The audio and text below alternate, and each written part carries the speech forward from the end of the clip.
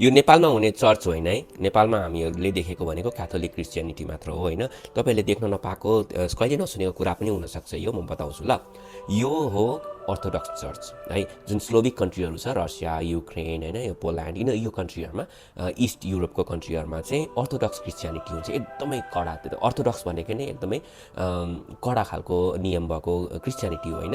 यहाँनिर जस्तो अब क्याथोलिक जस्तो बसेर प्रार्थना गर्न पाइँदैन, उभिनुपर्छ होइन। यहाँको विशेषता कस्तो भने अर्थोडक्स चर्चभित्र तपाईँ भित्र जानुभयो भने नेपाली बुद्धिस्ट टेम्पलमा गएको आवाज हुन्छ होइन। एकदमै राम्रो आर्ट्सहरू होइन, पुरानो जमानाको हजारौँ वर्ष पुरानो आर्ट्सहरू क्राफ्ट्सहरू राखिएको हुन्छ होइन।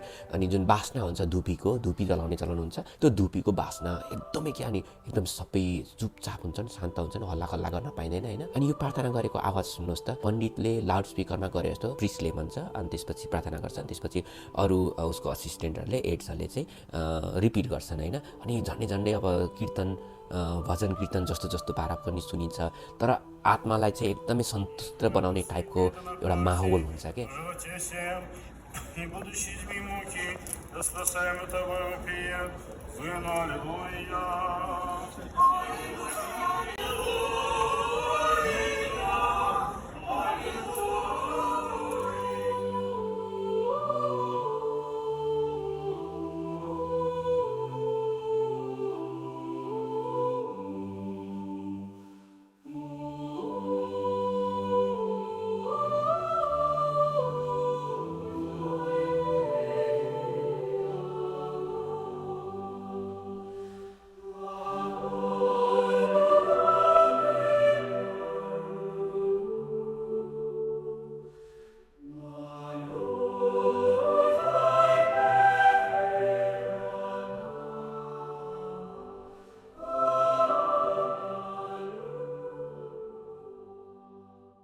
अनि यो चाहिँ अब क्याथोलिक प्र्याक्टिसमा पाइँदैन, देखिँदैन पनि होइन।